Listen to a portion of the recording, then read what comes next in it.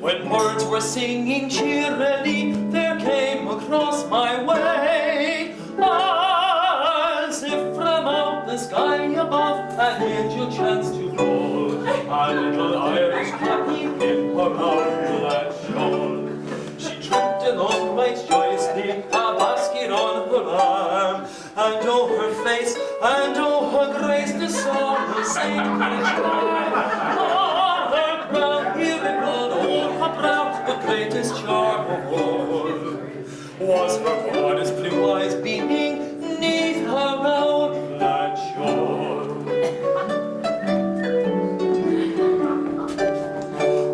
He courteously saluted her. God save you, ma'am, says I.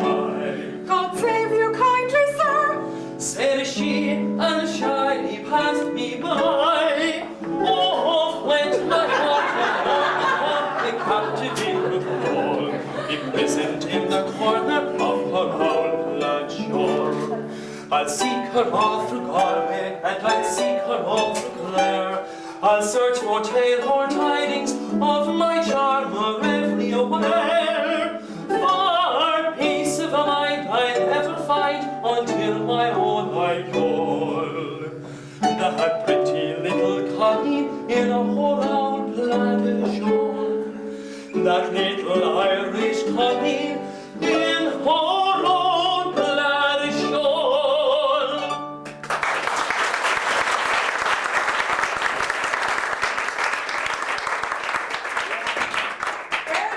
When we greeted you, we promised to regale you with songs and stories of people who lived, worked and played in this region.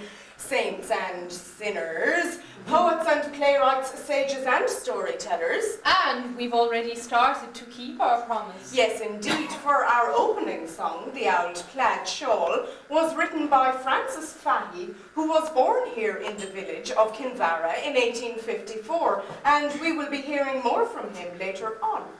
With regard to saints and sinners, we'll have no problem finding sinners. But saints, that's a horse of a different colour. In fact, we have to go back to the 7th century, when we were known as the island of saints and scholars, to find one. In those far-off days, in monasteries all over the country, monks were busy, praying and fasting, teaching, and making illuminated manuscripts like the Book of Kells and other works of art. But it wasn't all work and prayer and fasting. Monks occasionally took time off and spent much of this spare time fishing and avoiding temptation. In Ireland of old lived a saint, renowned for his learning and piety. His manners were curious and quaint, and he looked upon girls with disparity. A book or a hook were to him the utmost extent of his wishes. Now snatch at the lives of the saints, then a catch at the lives of the fishes. Right fall-de-dol-dol-de-dol-dol, right fall-de-dol-dol-de-dol-daddy, right fall-de-dol-dol-de-dol-dol, right fall-de-dol-dol-de-dol-daddy. There was a young woman one day, stravaiging along by the lake, sir. She looked hard at St. Kevin, they say, but St. Kevin no notice it takes her.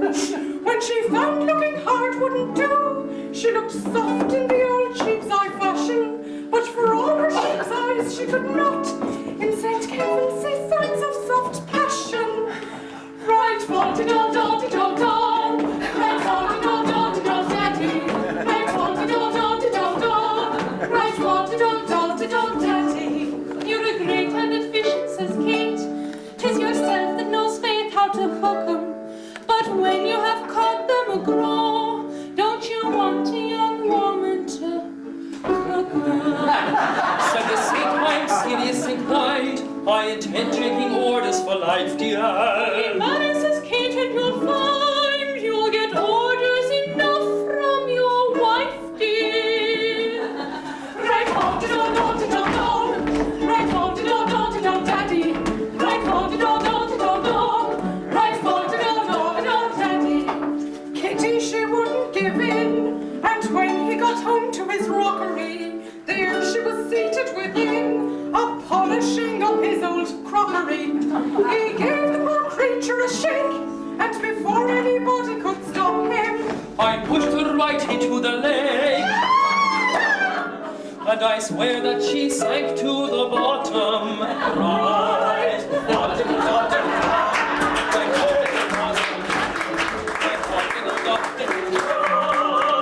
right fall diddle, Doll diddle, daddy.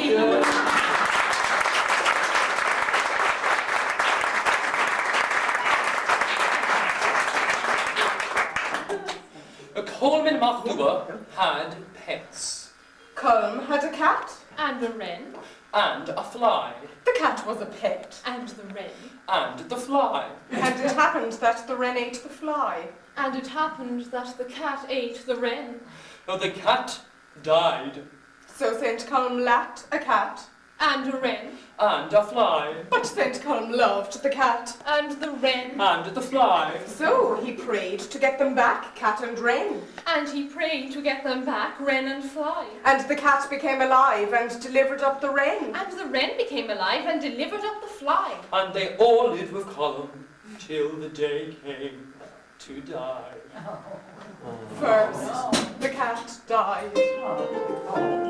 Then the wren died. Then the fly.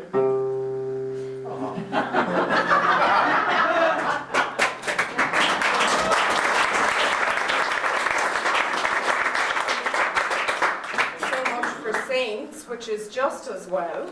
As for sinners, you can take it for certain that all the characters we meet from here on in, be they poet, playwright, or storyteller, fall into that category.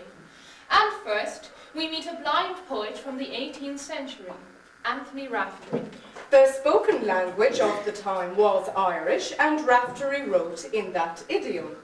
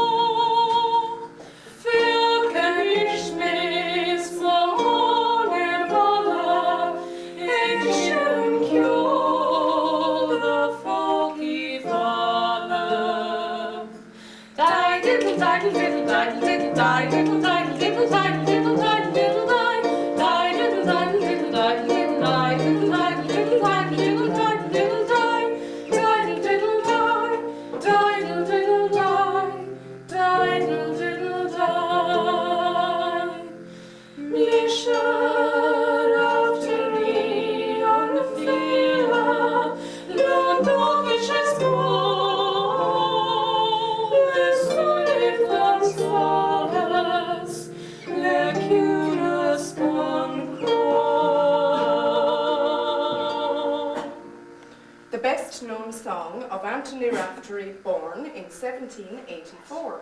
Son of a one-acre cottier, he was blinded by smallpox at the age of 9.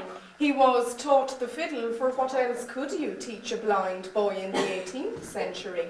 He took to the roads and earned a precarious living, wandering the rectangular strip of East Galway, bounded by Athenry, Loughrea, Gort and Kinvarra. I am Raftery the poet, full of hope and love, my eyes without sight, my mind without torment. Going west on my journey by the light of my heart, tired and weary to the end of the road.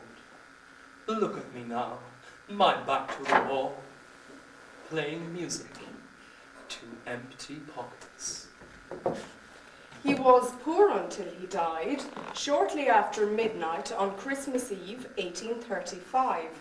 They say that just before he died, he composed his greatest poem, but no one could be found who was able to write it down.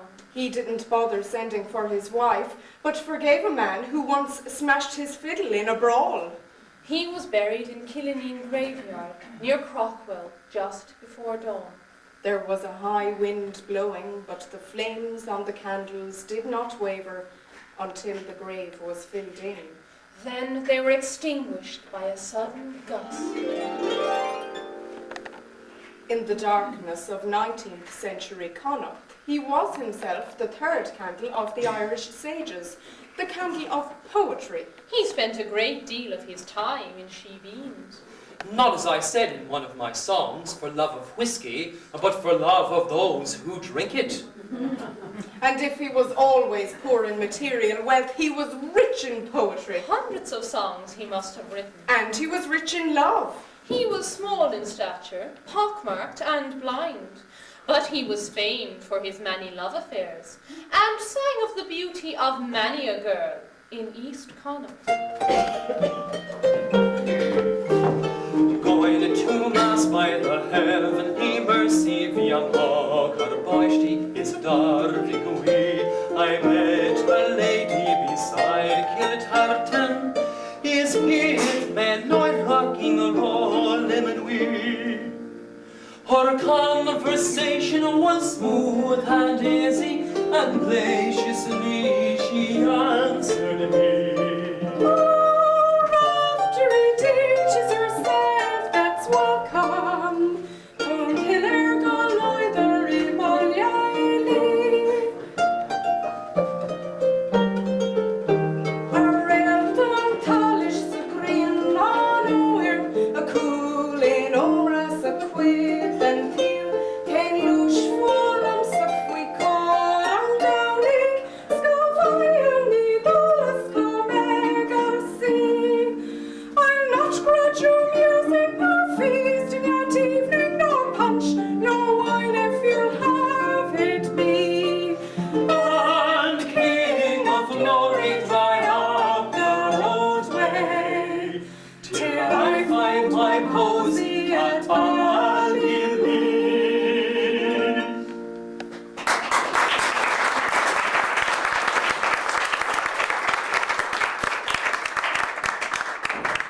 That was Moira ní Aine, the miller's beautiful daughter. Mary Hines, her name would be in English. Her father's mill was at Ballylee, beside the old 16th century tower, where in 1919 the poet William Butler Yeats made his home. And there, in 1923, Yeats' volume of poems, The Tower, was written, in which he describes his home. An ancient bridge and a more ancient tower. A farmhouse that is sheltered by its wall. An acre of stony ground where the symbolic rose can break in flower.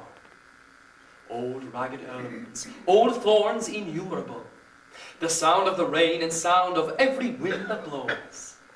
With the stilted water hen crossing stream again, scared by the splashing of a dozen cows. A winding stair, a chamber arched with stone, a grey stone fireplace with an open hearth, a candle, and written page.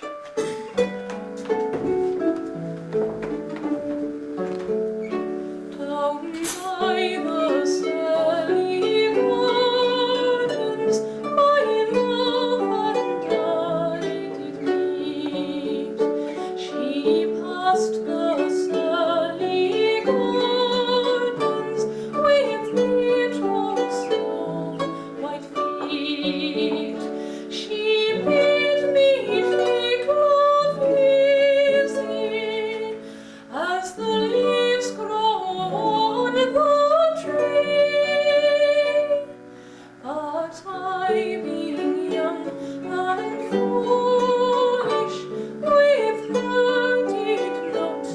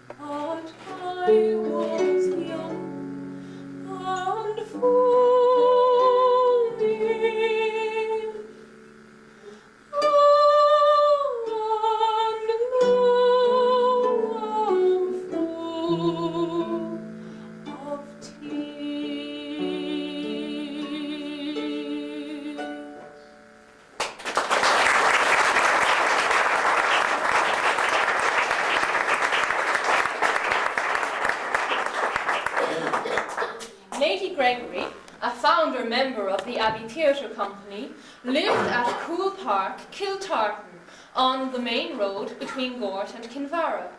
There, she entertained many great artists and writers of the day. Yeats, of course, and his brother Jack, the painter, Shaw, Douglas Hyde, and John Masefield.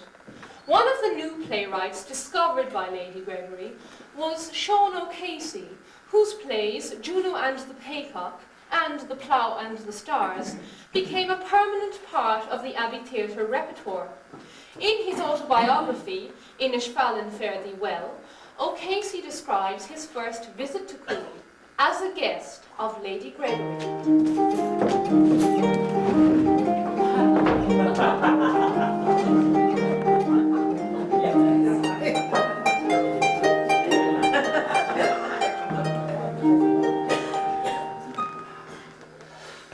Dear she was waiting for me. A trim, stout, sturdy figure standing upright and still on the platform, ready to guide me safely down to Gort.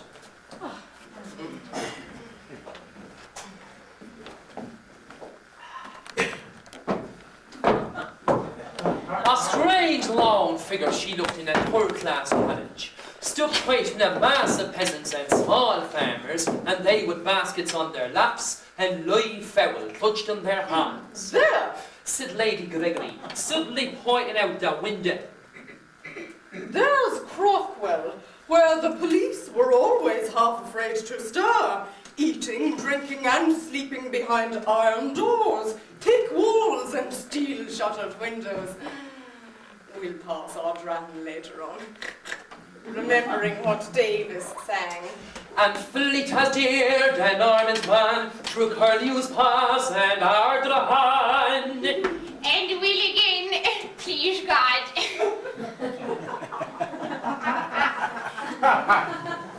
Murmured a quiet voice in that corner.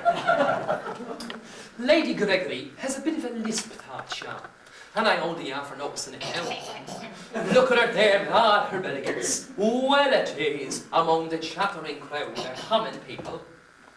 So why shouldn't I be steady in my mind at coming to a big house among rare silver and the best of china, sleeping on a bounteous bed and handling divers towels, a food never seen before? And he took heart and felt strong, looking at the calm, handsome old face, smiling at the chatter in the people, and the frightened cackling in the fair.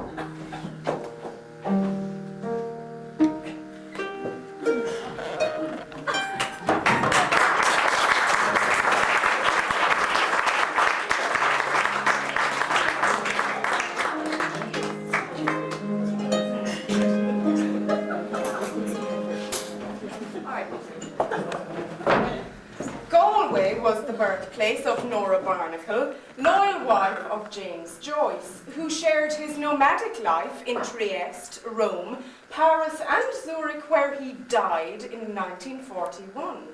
Daughter of a baker and one of a large family, Nora went to work at the age of 13 to the Presentation Convent, Galway, before running away to Dublin, where she got a job as a chambermaid in a hotel. And there in 1904 she met Joyce and went out with him on the 16th of June, a date immortalised by him in his book Ulysses as Bloomsday. Joyce himself was a fine singer and had a great fondness for the Dublin street ballads of that time. Perhaps that is why he named his last novel after one of these same ballads. Finnegan's Wake, Tim Finnegan lived in Morgan Street, a gentleman, Irish, mighty odd. He had a tongue both rich and sweet, and to rise in the world he carried a heart. Now Tim had a sort of a tippling way, with the love of the liquor he was born, and to help him on with his work each day, he'd a drop of the creator every morn. A back for a dance to your partner, when the floor your trotters shake. Wasn't it the truth I told you? Lots of fun in Finnegan's Wake. One morning Tim was rather full, his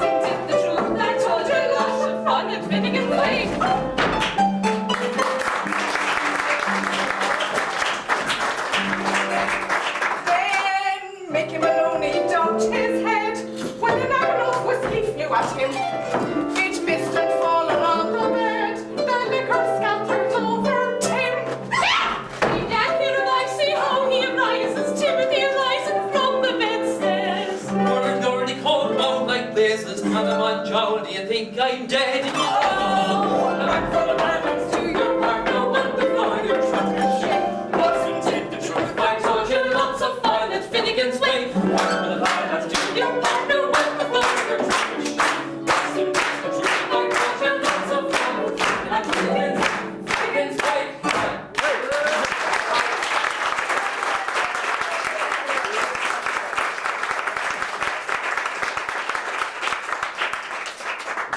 Like Francis Fahey, the Galway-born poet Pádraig O'Conor had a job with the civil service in London. But gave it up to return to this country and write. Thereafter he spent much of his time, like blind Raftery, travelling the roads of Ireland.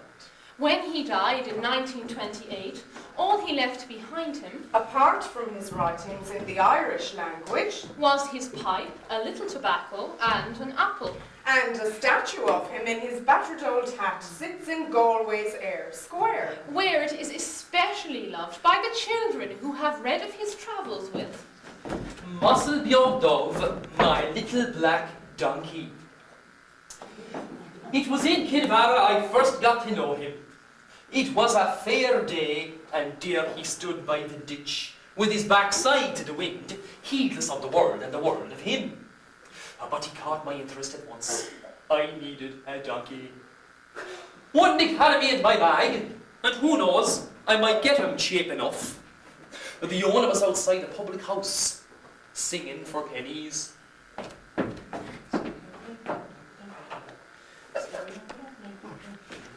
Oh, Danny boy, the pipes are jolly. From Glenwood Lane and down into just a blessing to God and your son, thank you so much. And down the mountainside, and the summer's gone, and all the Oh, the donkey is at all. Of course I'd sell him, sure, why wouldn't I sell him if I got his price? Though of course I'd never part with him, only for the hard times that are in it.